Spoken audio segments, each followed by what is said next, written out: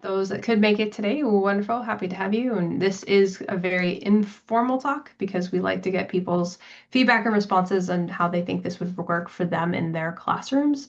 And we'll go over the parts that we would like to see not change, open change, and all the kinds of different things that are involved with the two pieces of the curriculum we're talking about today, and then the teacher strategies. So my name is Bree Barnett Dreyfuss. I teach AP Physics and regular physics at Amador Valley High School in the greater San Francisco Bay Area. I've also been involved with Step Up since 2018 as a program coordinator for the ambassadors, which are the teacher leaders that help to train others in the curriculum, but also now in development of some of the resources. And I do a lot of speaking for Step Up at local conferences and things. And so my email is very easy. It's my full name, two E's, two T's, two S's. It's like the longest thing ever. But that, if you just search it, you'll be able to find me.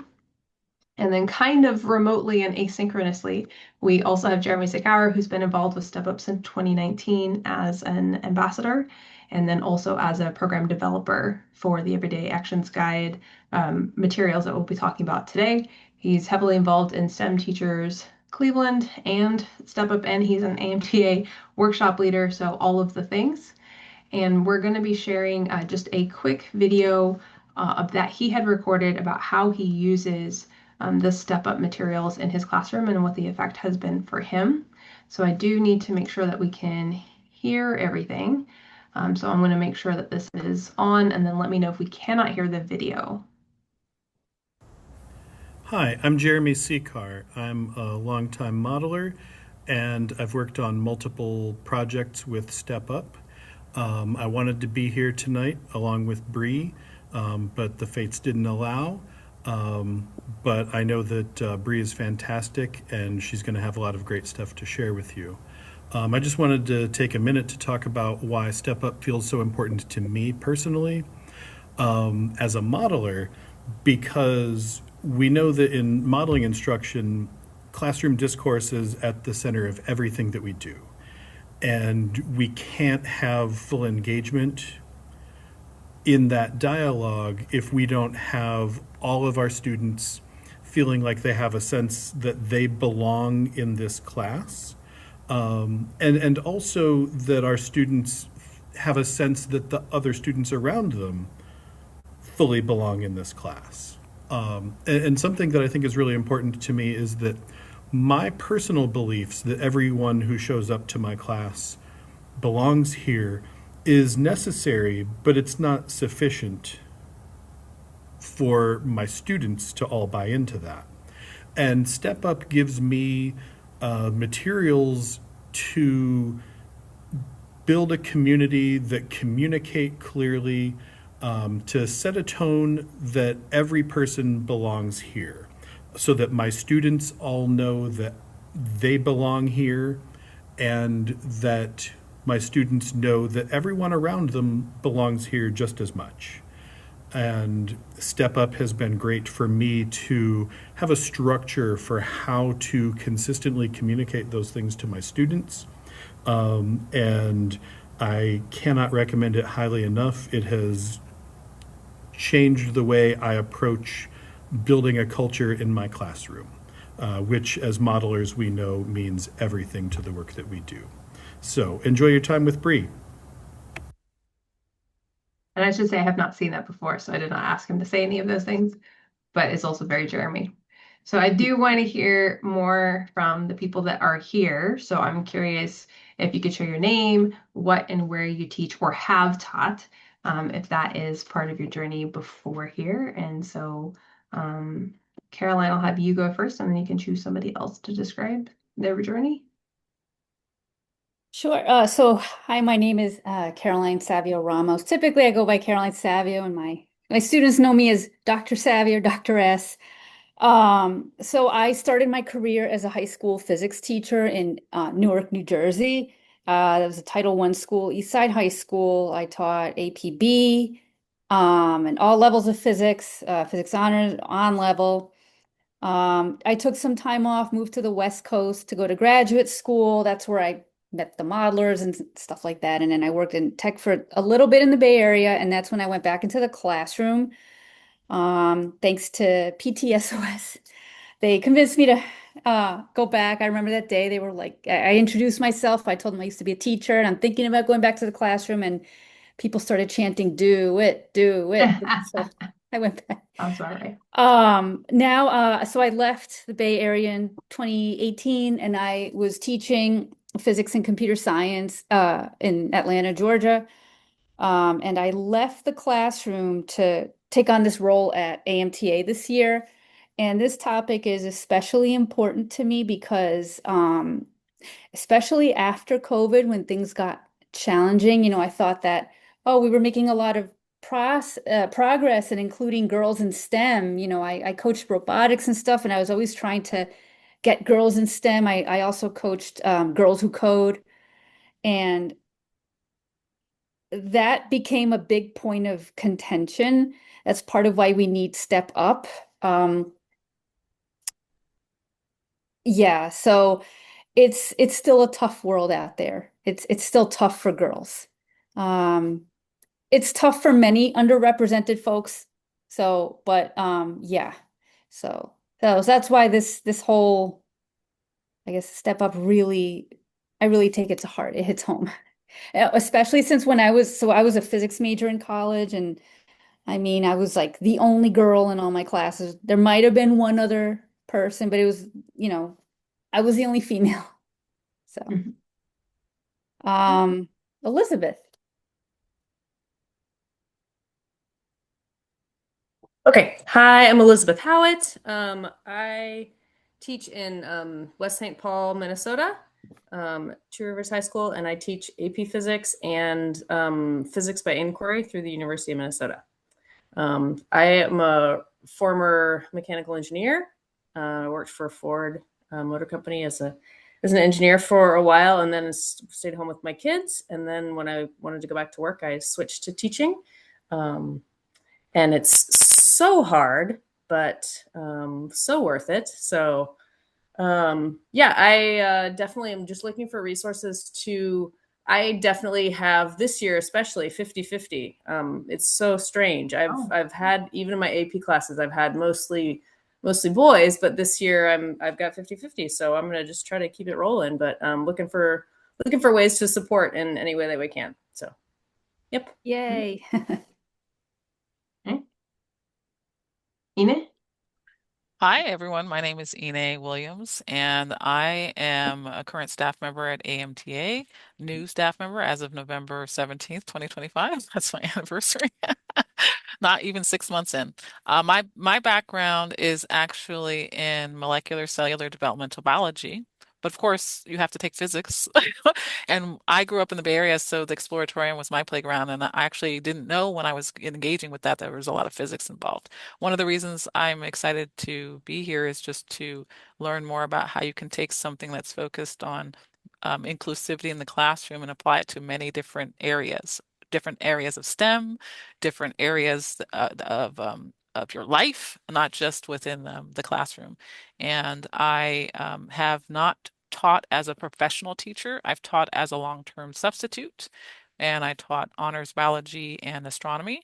And I also was an academic coach for many years where I primarily focused on coaching students who were going through AP biology classes, honors bio, regular bio, and then the K through sixth grades and kind of anything that they needed help with, just navigating what success meant to them in the classroom. And some of the challenges that we navigated were how to feel like they were included in the classroom. So we talked a lot about communication. And my other background, aside from science, is in counseling. So I ended up transitioning into counselor education so I could learn how to work with students and understand the development and psychology of students and help them better in those environments, especially as a STEM advocate for STEM students in seeking out global opportunities that were part of their graduation plans. So that's a little bit about me. And then Kristen, you just joined us, but we were just sharing our names, what and where you teach, and kind of what brought you to the webinar today. Hi, sorry, I can't do my camera, but I'm Kristen Neff and I teach in Pittsburgh, Pennsylvania. I've been teaching for 17 years now. And I was just curious to get some more info on on modeling and building physics ideas. Okay. Welcome. Well, as we continue on here, I will preface by saying that this is a short version of the introduction to the three parts of our curriculum. So it's going to be a bit of a teaser so that you come back for other things. But we're also going to start with an introduction to the program of Step Up. So the first thing is to look at this graph, and we have our sources cited in there. We have three different fields represented. The purple is physics, the blue is chemistry, and green, of course, is biology. And so looking at that, just wondering, and you can just unmute and share if you'd like, or you can type in there, what trends do you see in this graph? Physics really drops after high school. Yeah. It does. I could say that, so I went to a really large undergrad university. I went to Rutgers, but it was divided into colleges, and my college was all girls, Douglas College. I think our graduating class was over 600, and there were 3 of us that were physics majors. Yeah. Any other trends seen here?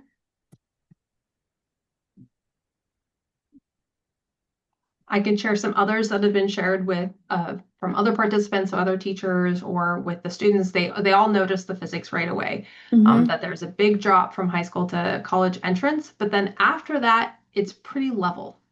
Like we don't seem to have too much attrition once they get into college to completing and continuing all the way off into PhD.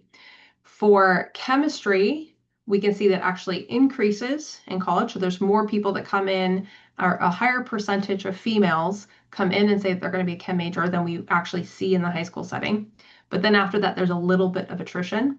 Similarly in biology, although the change and inflection there isn't as much. And so we often will ask the students, like, why do you think this is? What do you think about each of these fields makes it so that this is the way that it happens? And year after year, we see these trends. So this is how Step Up was founded. Now, a lot of people don't realize that Step Up is actually an acronym. So it stands for Supporting Teachers to Encourage the Pursuit of Undergraduate Physics for Women and Other Marginalized Groups. And so we're specifically targeting teachers so that they can feel more empowered to help make changes to how they run their classroom, how the community is grown inside their classroom, so that their kids consider physics as a field, but specifically focusing on those that have traditionally been kept out of physics. So we set these goals back when the program was founded in 2017. We want to draw on research and evidence to mobilize thousands of high school physics teachers in the US. We want to reduce barriers and inspire young women to pursue physics degrees in college. And we want to shift deep-seated cultural views about who does physics. So although, and we have the stat at the bottom here, young women comprise 50% of high school physics classrooms on average, only 20% of physics undergraduate majors are women. So that's where we see a big change. So we want to help change the things, like all of these facts, by inspiring high school teachers to energize young women to study physics. So here's our broad goal. And in the spirit of transparency, the year underneath that gold line has changed. So when I came onto the program, we wanted to make some changes by 2020, by 2022, by 2025. The global pandemic hit us a little bit hard, and we have to change it, but also the longitudinal studies that it takes to get this kind of data is also very difficult. And so a lot of those researchers have also been held back by other plays, and so it makes it difficult to measure a lot of those things. But that's our goal, is just to hit parity. And the graph kind of shows it all. Our current placement in 2020, and then all of a sudden what it would mean if we actually hit gender parity in physics. That's a very large jump, but it is attainable if we have high school physics teachers help to inspire more women into physics.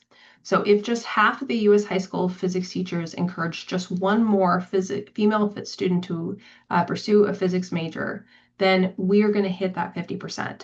So there's about 27,000 physics teachers in the United States, and there's a percentage of those that are going to help inspire women and other marginalized groups into physics.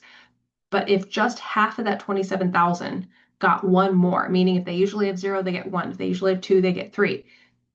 The gap is gone in a year.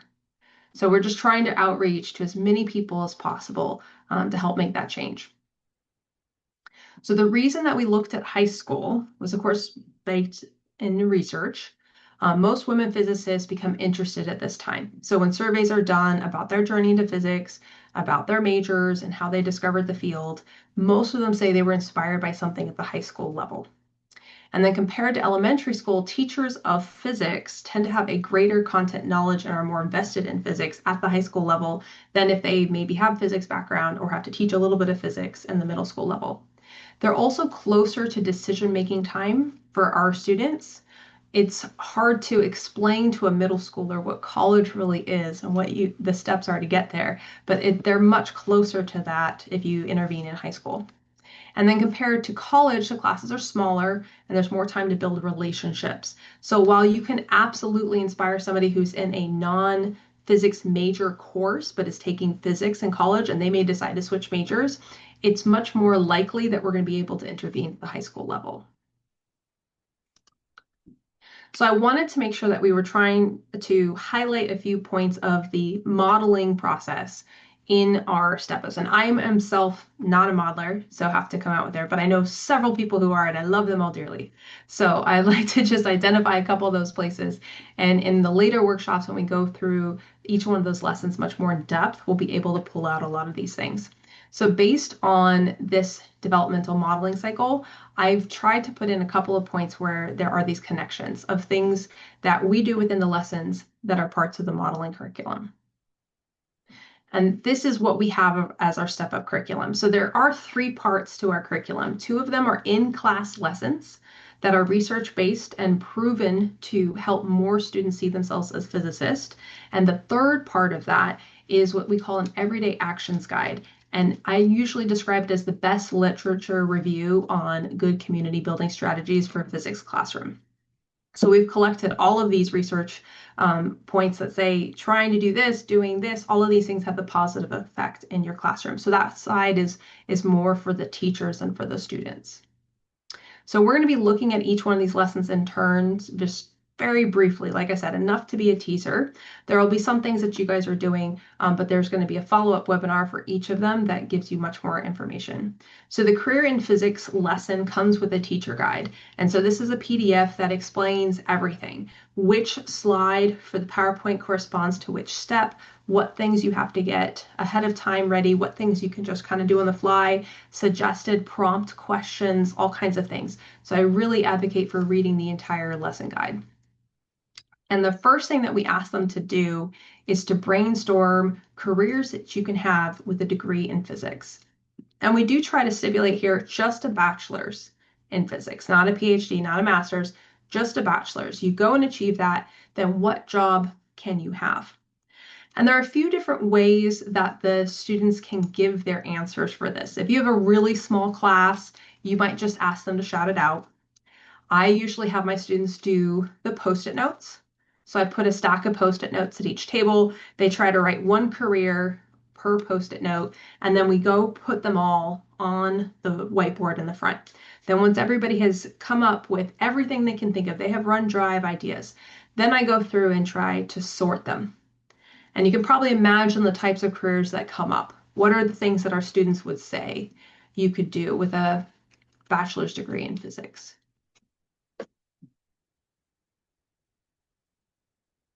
Any ideas?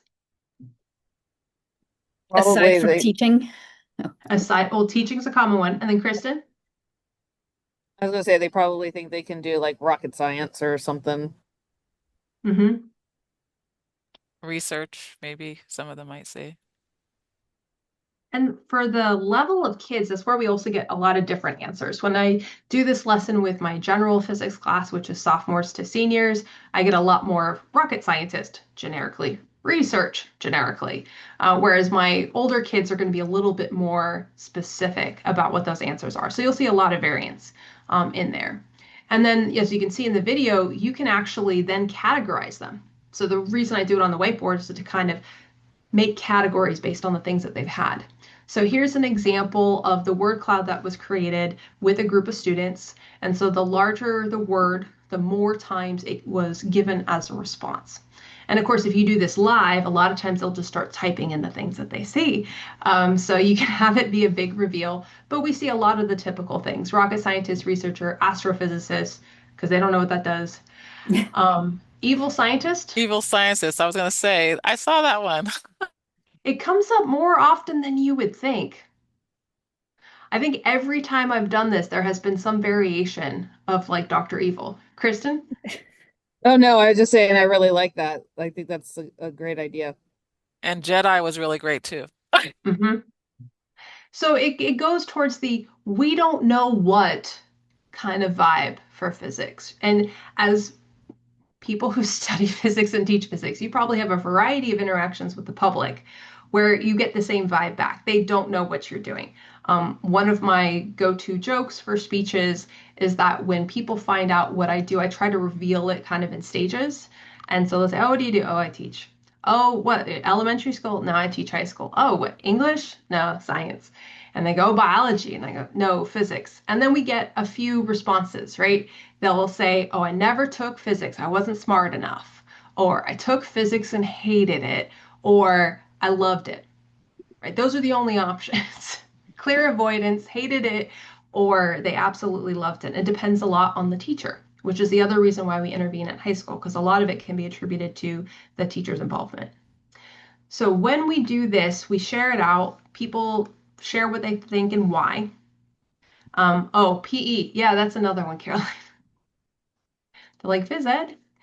Then they're going to go to our website. And so I'm going to drop the direct link into your chat here. But now we have an online matching tool. We used to have this much more complicated paper matrix thing with highlighting that was hard to teach to freshmen. And then during the pandemic, one of our leaders had a student who was bored, and she had already finished all of her work for the entire rest of the semester while remote. And she said, "Let me help you code this." And so she did. And so she coded this online matching tool, and now our APS engineers have been able to reproduce it. So as you can see in the graphic, you choose two areas that you're most interested in. Students can choose whatever they want. And then three important factors for future career satisfaction. So we want them to focus on the values that they're going to have. And then they hit get your matches, and they get to read about all of these profiles, about different people who had a degree in physics and the different jobs that they do. And what's great about the online version is they click back, they change some things, they get more. So I want to give you guys a couple of minutes to look at that.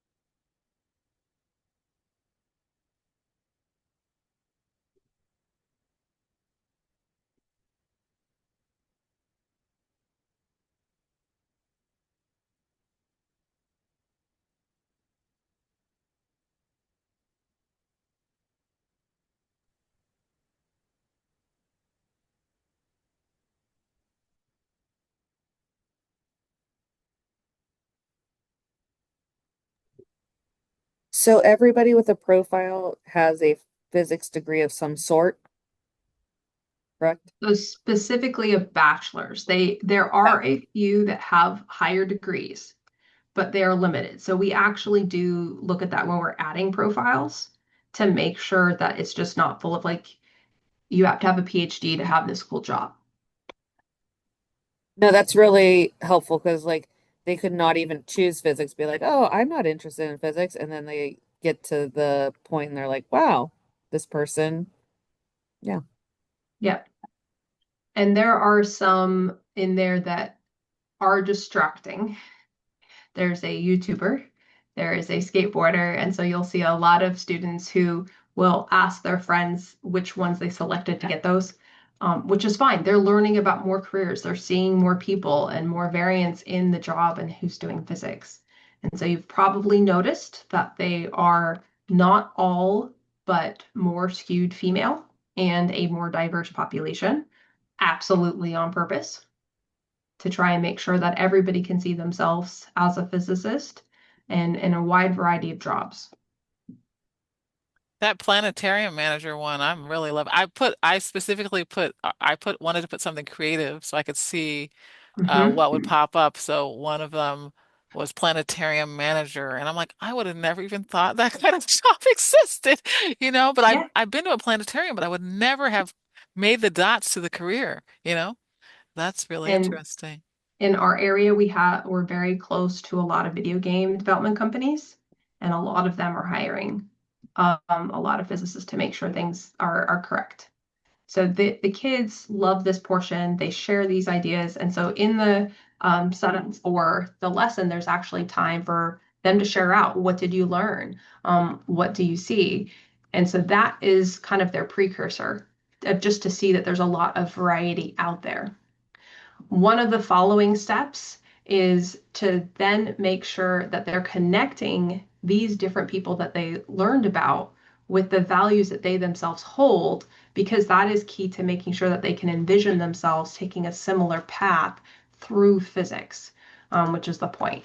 So once they share out, they're looking at that data. So our AMTA connection point there, and they're trying to analyze and interpret what that means. So once they've read about a couple profiles, heard about some of the other ones from their friends, we want them to focus on what does your physicist personally value about your degree or your career. So we're very particular when we're drafting those bios so that those values that they selected show up in those biographies. They're not left guessing like, I have no idea why when I select more time with family that I got this biography.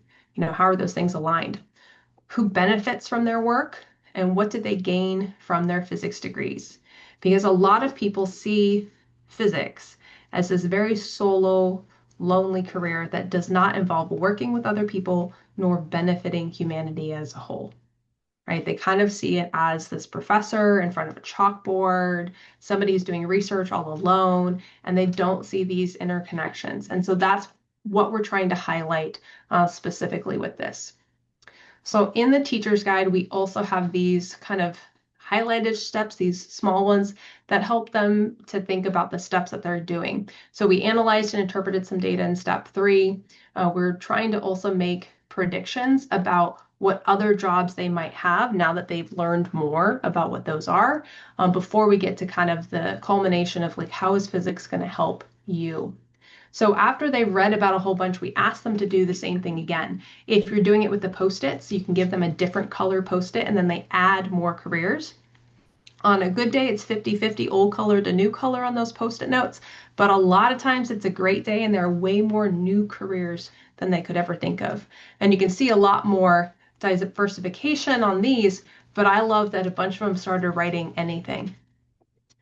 Like physics is the way to anything that you want. You can do anything with a physics degree. And one of the big reasons for that is that we think them to think, right? That's what we're training them to think through some tough, complex problems. And that is unlike a lot of other majors, that you're really just going to encounter things you never knew how to solve before, and you're going to figure it out. So this one's really enjoyable for the students to realize that there's a lot of different things that they can do with physics. And a variation for those of you that teach AP, because then you get a lot of older kids, they're like, no, I am doing this. I am going to this school. I'm going to have this major and I'm going to go to this one for grad school. They are inflexible. I say, that's fine. But what has physics helped you to learn in terms of skills and things?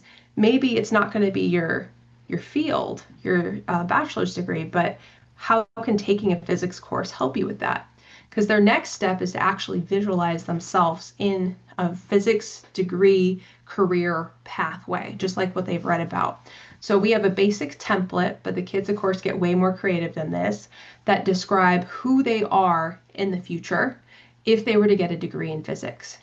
So you've got your degree in physics. What doors has that opened for you? How is that going to help you towards the career that you want? And they don't have to change the careers that they wanted. If they wanted to be a doctor, they can still say they want to be a doctor, but how did getting a degree in physics on your way to medical school help you? And so thinking about those steps and how physics is a benefit to them is key to them really seeing themselves as a physics major. And so once the students make these profiles, they are great for sharing with parents. So here are a couple of digital ones the last time I did it remotely, because it's hard to get pictures of the physical ones to pass it on. Forget settings yet. Yes. And we see that. I'm going to show you some tables for that in a second. But these are great at the beginning of the year. Like, it's a great first day, first week activity, because you get to know your kids really well. You can just read these and you can hear all about their dreams and their plans. They look great on the wall. They look great for back to school night.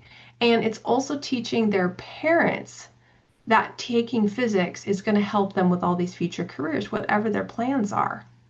So this visualization step is really key for making that difference. And then once they've done this, we also share with them some information about the field, kind of almost to reassure them, like, we're not just telling you to study physics because I study physics and I want you to too. Like, it is beneficial for you because physics is beneficial for everybody.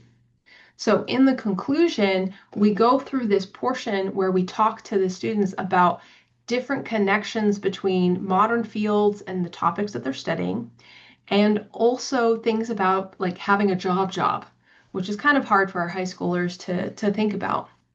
So we show them this graph. We've got it from the 2017 to 2018 study. We just found the 2021, but they also didn't run the exact same study post-pandemic. So we're trying to make sure our data matches up in between them. And yes, just giving them a chance to think about more. When I put this one up there, the kids are like, no. How is it that physics can do better than people who are actually trying to study for law? So as we updated this table, they did not include law as one of the categories, even though the previous year's study had, and we were above them. But if you look at all the ones up at the top, those are all problem-solving based fields.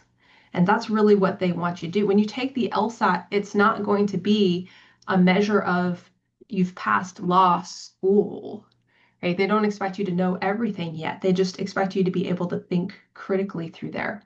And then similarly, we have for our MCAT, we can see that the physics is actually higher than biology, biomedical, pre-medical, and the overall average.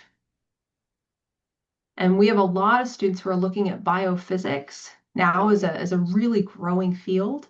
And for my students that are doing really well in physics, but are really feeling like they have to be doctors, either because personally or their family goals, this is a great compromise that if they really want to pursue physics, but they also think they need to do something in medicine, this is another great way for them to get this. And so these are some of the pieces of information that we share with students.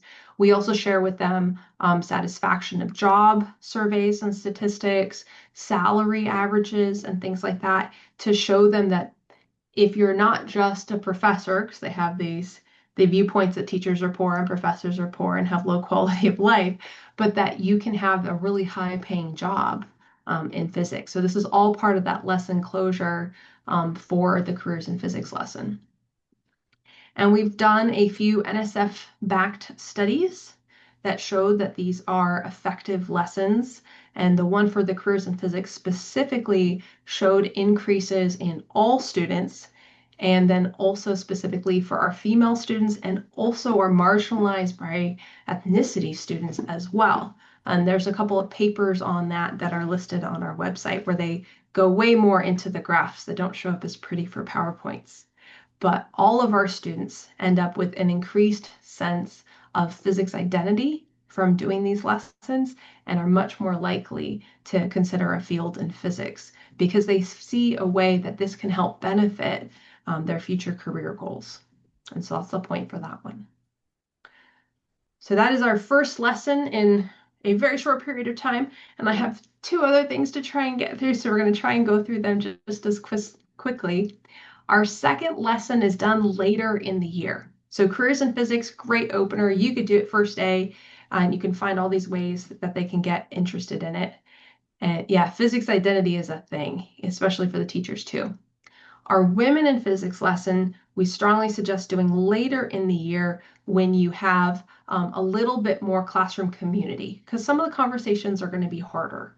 So making sure that you know the students well enough, you kind of know where the tripping points are going to be. It also works great in Women's History Month or Black History Month, depending on how well your school embraces those traditions. And it can also help a little bit to protect those that might feel like they might get some backlash for having these conversations. So for the Women in Physics lesson, the first step is really about analyzing and interpreting more data. So we have them do a couple of things to research famous physicists and to think about trends with respect to who we consider famous physicists to be, and to learn more about some more modern physicists that come from backgrounds they weren't expecting. Then they're going to look at data about trends in physics around the world, think about how the role of culture and society affects who it is that's going to be doing physics, and then they bring it to themselves and think about their own personal experiences and how to neutralize the effects of bias and stereotypes. So it's a much deeper conversation for the students. But the first step that they're going to do is actually a pre-assignment that includes some reading and some Googling before they have the conversations in class. And there are two critical components for this one. So for the previous one, for careers in physics, the big key to that one is making their own profile and visualizing themselves as a physics major. For the women in physics, there's two portions. One is to make sure that the conversations and the discussions are safe and inclusive for everybody. And then the second one is to share personal experiences, because that really brings it home when they can hear people in their classroom, people they know, saying, this is the experience that I've had. So in the pre-assignment, we ask them to search for famous physicists, and they might get something that looks like this. And it depends actually on who they are and what they have looked up before. So depending on the algorithms that have been assigned to them and whether they are on their own phone or on a borrowed Chromebook, whether they're logged into their profile or not, or logged in anonymously, they will actually get a different list. But as the students scroll through, we ask them, what kinds of things do you notice? And if your students are anything like mine, they will very quickly say old, white, and then something else is a variation of old before they say men. Because depending on their profile, they can go down pretty far before they see a person of color or before they see a woman. And because a lot of the photos are black and white, they have this sense that physics happened a long time ago and nothing has changed since then. Because the famous physicists we often talk about are not recent. And this just continues that nobody new, nobody young, nobody cool studies physics.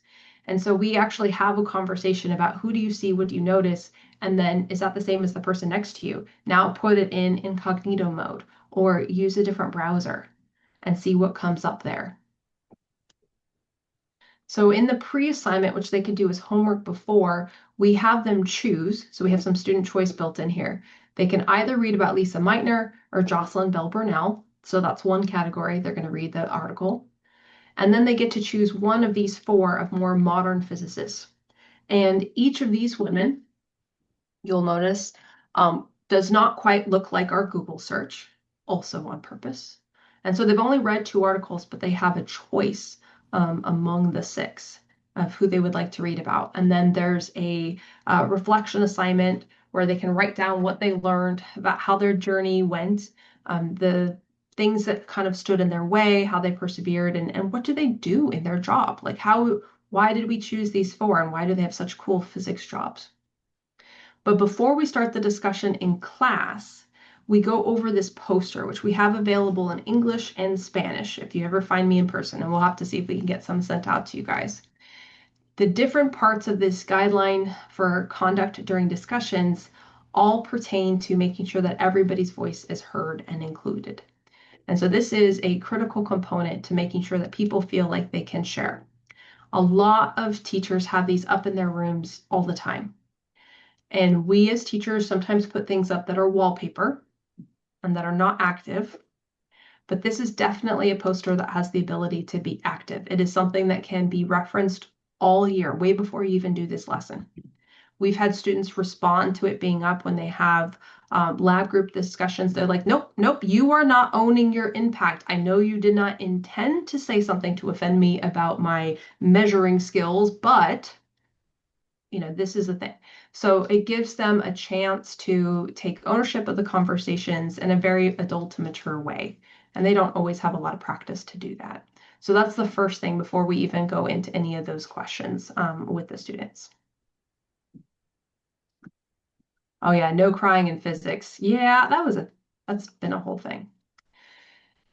When it comes to the discussion with the students, what we've tried to do is give them kind of 4 pillars of an argument. And this isn't necessarily outlined to them as explicitly as it is to the teacher, to kind of help organize our thoughts and how we're having the conversation. So the first thing is that we look at the number of physics degrees that are awarded to women, just statistics, just data.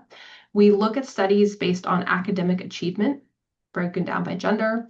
And then we look at what is unconscious bias. Where does it come from? How does it affect things? And then to think about what are typically gendered professions and why. And so each one of the questions that are given to the students, each of the prompts that we read and go over fall under one of those 4 categories. So we start off by asking the student, which science field do you think has the highest percentage of women in it? So thinking about how we ask students to make predictions about their models. And so we're given them these categories, math, biology, chemistry, or physics, or they're all about the same. And then which one do you think has the lowest? And it's the same ranking. And you can ask students to hold up their hands, hold up their fingers, vote with Mentimeter or anything else to try and get a gather of this. But the students also kind of know. So I've had students say, well, if it wasn't low for physics, Miss Barnett, what are we doing here today? Like they can kind of anticipate what it's going to be. But we have this graph. And it's a slow reveal graph. This is a new element we recently added, where we ask them, just based on what you can see, what do you notice? And they have a chance to respond, to guess what they think it might be, what it might mean, and then slowly different things are added. Okay, now we have a time scale. So this is something over time. Then we get a y-axis. And each time you're asking them to base what they're saying purely on data that they can interpret from this graph. Like facts that they can get from there. How can they analyze those trends?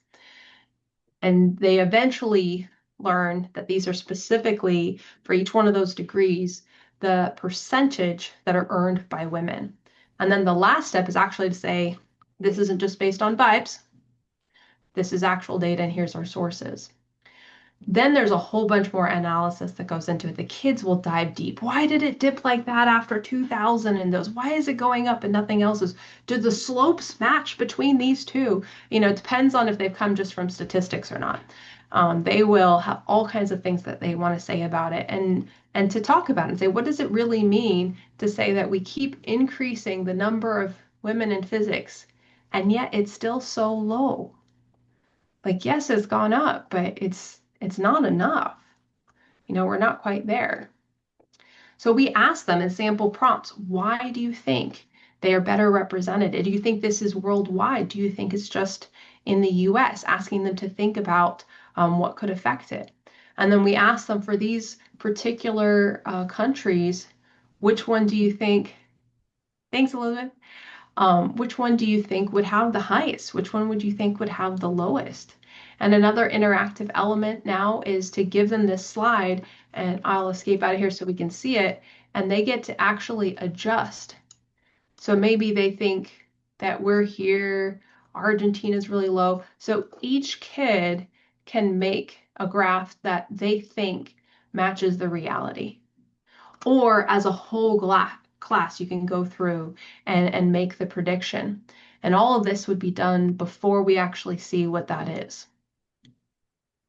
So once we do show them, and this is in a slightly different order here, then we ask them, using this evidence, going back to that first question, why do you think that there's a different amount of women that are earning their degrees in physics in different countries around the world?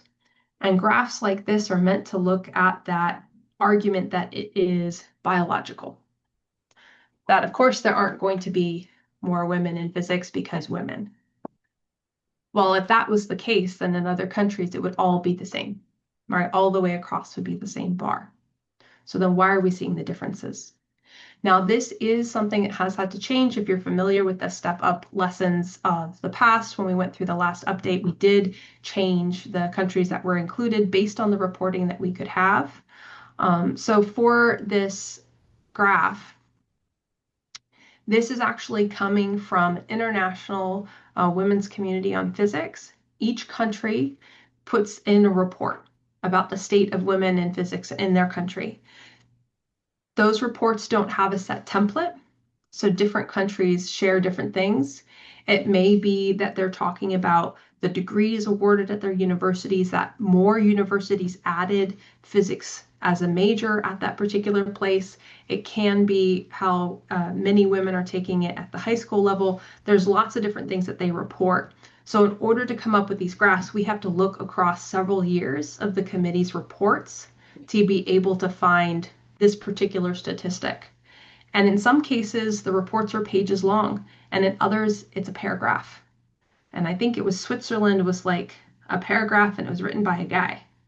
So there's just a lot of different information shared, and it was hard to find these numbers to be able to talk about those. So as Caroline was saying, that there was a study done that in countries where women are the most oppressed, the percentage of women in engineering and physics is the highest. Like Iran was on that list, Jordan, and then Denmark was on the other extreme with the lowest. And then it looked at like who are the women study, like was it people coming from other countries to study, versus people who were native born. A very interesting study. Yeah. And it's hard to, and that's why we have a disclaimer here, that none of these countries aggregate data can tell the whole story of individuals within the country. In addition, no country is meant to represent all countries in that region or all cultures. So each country has their own culture, history, and education systems that influence higher education in the country. So we did have a previously iterations graph that had Iran in there, and they were also one of the highest. Well, at the time of their publication, their education system allowed for women to be basically testing into physics, and it was different in the time. And we wanted to make sure that we could present data that teachers would feel comfortable in sharing, that felt equipped to answer questions about being shared, etc. So when students see that graph, we prompt them with some more questions in order to go through and analyze it. Do you think there are gender differences in physics grades in high school and college? Do you think that if there are differences, what causes that? Do you think it's bias? Do you think it's ability differences or something else? So we go back to this graph and look at where that 50% line is. And then we also share with them a whole bunch of other research points and other papers where we look at those that say that women and men both achieve similar grades in high school and university physics. And then that difference is so small, and it varies with country more than it varies than across genders. And depending on your grade level of students, you can actually go into the direct papers that those recall. So I'm going to move forward and then move back. For example, this one is on unconscious bias. And if you have juniors or seniors, you might actually take the opportunity to have them read a scientific paper and to be able to respond and reflect on that. But we also work on just defining what unconscious bias is. Depending on the student and their background, they may not have had a really frank conversation about everybody has a little bit of unconscious bias, but the hard part is to recognize it and to move past it and to see where it is, instead of just saying it doesn't exist. So this is part of the conversation that we have with the students, having them think about what unconscious bias they would have on this topic, referencing a couple of different publications, and then asking them, Why do you think this happens? Because all of it eventually comes down to, well, what have you experienced? And so we give them a chance to share their personal stories. And there are a few different ways that they can do that. Some people do a snowball fight where they anonymously write down something on half a piece of paper, the students crumple it, and then they throw them all across the room. And every student picks up one. And that's the one that they read to the whole group as a share out. So it's not that I'm reading mine. I'm reading somebody's in here and this happened to them. If your students you think would be able to have a more direct conversation, you can just have people share their personal experiences. It could be things they've seen, experienced, heard. So it could also be someone I know experienced this thing if they don't want to out themselves. But this is also a critical component because our research has shown that sharing the personal stories, somebody in this room, somebody I know experienced this, makes it much more real and believable. Because unfortunately, sometimes when we share stories like this, somewhere else that happens, not here. Nobody's going to experience that here. Or even if you have a high percentage of women in your class, as Caroline said, she has 50% women in her class, which was amazing. But if that is true, their students can still experience bias. So we come back around to asking the questions of what can we do? At our school, what do we have the power to change? What can we influence? And so the students come up with ways that they can support diversity in physics on their campus. And then what can they do beyond the community? What can they do to help each other? And so it's that commitment to action that makes a difference so that they can go through and really make those changes. So it's that collective commitment that really is going to make the difference for the class community. And that's going to also be a way that the teachers have a lot of buy-in with the lessons as well, which is our third part, which is the Everyday Actions Guide. So as I mentioned earlier, this is like the best lit review of the things that you can do in your physics classroom to build community. So you don't have to do the research, we already did it. And a lot of these things are definitely adjustable for how your own classroom works. It is not a do these 5 steps, achieve this goal. It's here's a plethora of things, a bunch of different ways you can do it. And then you have to custom fit it to your particular situation. So the Everyday Actions Guide is split up into 5 different categories, and this QR code takes you directly to the website. But if you go to our Step Up Physics website through APS, there's a section for curriculum, and from there it breaks into the 2 lessons, the careers and women lesson, and then also the Everyday Actions Guide. So it's like our third leg of the stool to supporting our students. So one category is focused on supporting students individually, like one-on-one. The other is facilitating group work and labs, as that is definitely a different thing for science than for a lot of teaching. How we address the whole class and how we build that community, how we plan our lessons and assess our students, and then how do we engage with the broader community. So those 5 categories are specifically meant for the teachers so that they can take specific actions to empower a supportive class community. So we're leveraging this tool of having a really supportive class community to make all of our students more interested in potentially pursuing physics. And within the Everyday Actions Guide of those 5 sections, each one has a bit of a summary, and then it has some more details underneath, each of which are cited specifically to the papers that provided that strategy and that statistic. And within each of those, there are some specific things that you can do as examples. So while we know generally doing this strategy helps, here are some specific ways that you can actually accomplish that. So there's examples of the teacher actions of physical things that you can do and encouraging things that you can say to the students. And then also some teacher stories about how when they use these strategies, how that helped their students, and some student stories. So all of these are actual quotes from teachers within our network, people who were part of the original research pool, and students that we interviewed along the way. And so for some of these specifically, like I was there when we took that data, and usually one of us is messaging the other, clip it, it's gold, because it just really embodies why we liked that particular strategy and what it does to help our students.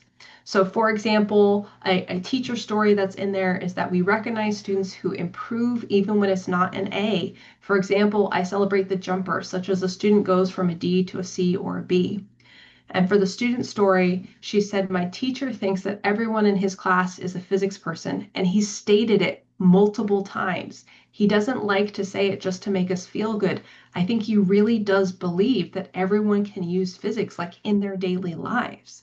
And so for that student interview, she went on to say, like, he explicitly says it like a lot. And that was something that he did to make sure that everybody in his class felt like a physics person, building that physics identity that we mentioned earlier. So these are just some of the examples. Now we have also a bit of a teacher reflection in there, which is the tool for the teacher. Nobody's judging you for this. Nobody's counting your score. It is meant just for you to go through. So each of the 5 categories is listed with some examples of things that you might do to support your students kind of within that category. And it's meant to think, do I do this all the time? Or maybe not as much as I would like to, so that you kind of make your own list of things you want to do more. So we like to say, what am I going to be doing this week? What am I going to be doing this month? What am I going to do in 6 months to a year? Because the teacher's calendar years is packed. And you know that in October, you may not be adding anything new. But maybe by the time you get to January, you might feel like you can. So it helps us to kind of plan out not weak spots, but areas where we want to concentrate our growth for our students. And so we have an online one that kind of reports back to you for this particular workshop so that you have a chance to see where you're at. We encourage people to take this a couple times a year just to think about it.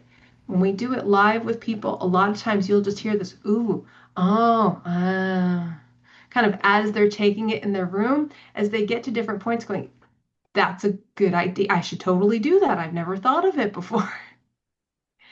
And this is also why we love doing workshops about the everyday actions, because everybody else's ideas are great. And we want to hear all of those because there's more ideas out there than we've thought of as well. So that's in the guide for you to use at any time. And then as you're going through it, we want people to reflect, what did you immediately say? Oh yeah, I do that. That is a thing. My students would say that's a thing for me. That is a staple of my personality as a teacher. And then other ones you're like, I don't think I've ever done that, but I really should. So it gives you a chance to think about where you want to put a little bit more energy into that. So other things that you can do in this whirlwind tour of the Step Up curriculum is to go online to stepupphysics.org so that you can check out the curriculum, which is a tab up at the top. You can hear about upcoming events, and you also have a chance to get involved in the community. So we have a discussion board space where you can share ideas or ask questions and say, I want to adjust the careers in physics profile because I want my kids to do it online. Well, there's teachers who have shared templates that make it look like a Facebook page or an Instagram post or a LinkedIn profile. So there's all of these things that people have done that we share with each other in that space. And also you can come back here because sometime at the beginning of the year, we're going to be doing a webinar focused just on the careers and physics lesson, a whole time devoted to really learning how to work that in for your particular school and classroom. So it's ready for you for the beginning of the year. And then in January, February, doing a deep dive on the women in physics lesson so that you're prepared to do that later on in the year when your classrooms have built up that classroom community. So other things that you can do is try the lessons. The teacher's guide are clear enough that you can just read them and do them. The webinars are great for learning more about it, being able to ask questions, but we wanted to make them simple enough that anybody could find them and use them. So trying them in your classroom, telling a friend. Physics teachers are few and far between, so when we find a good resource, we want to share it with other physics teachers as well. And then, of course, give us feedback. If there's something that you had to adjust or do a little bit differently and you want to share how that went, we love to hear about those things. And then, Ine, And You're I'll just point out that, this is a AMTA co-hosted event with Step Up. Bree, thank you so much for being part of this. We think it's a really important piece that you're bringing to the STEM community. And if you'd like to follow us to keep in touch with what's going on in AMTA, including the follow-up webinars in this series that Bree's going to be bringing back, along with some co-hosts of her own, which will include some modelers who can also speak to how they apply this within the modeling pedagogy in their classrooms, please check out our social media channels. This is also a great space for you to maybe highlight what are you doing?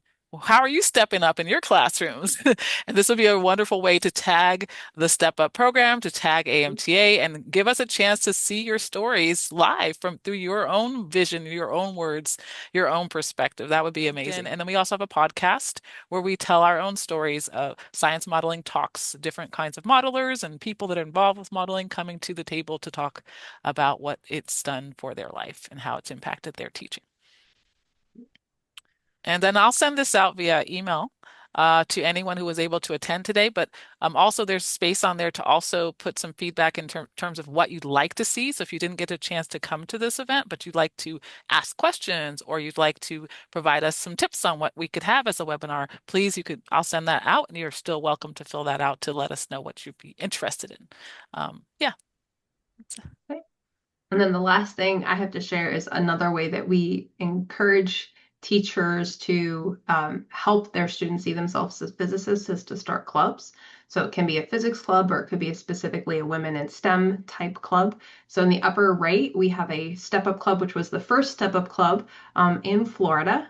Actually, teacher Andre is on the left-hand side there. And then on the bottoms and the left-hand side, that is my Step Up Club, who is focused more just not on physics, but also just women in STEM kind of all together. They put on a middle school math competition every year. So that's them with the middle school girls on the right. And then on the left-hand side, they have qualified for the Tech Rise program from NASA and Future Engineers twice. And so that allows them to work in a space all together as an all-girls team on an engineering challenge. And that is one of the strategies listed in there, is providing opportunities for your students to see themselves and act as physicists in like current research. And so it's a great way of getting your students to do that. If anybody has any questions at any point, they can feel free to contact me with anything, and I hope to see you at the next one.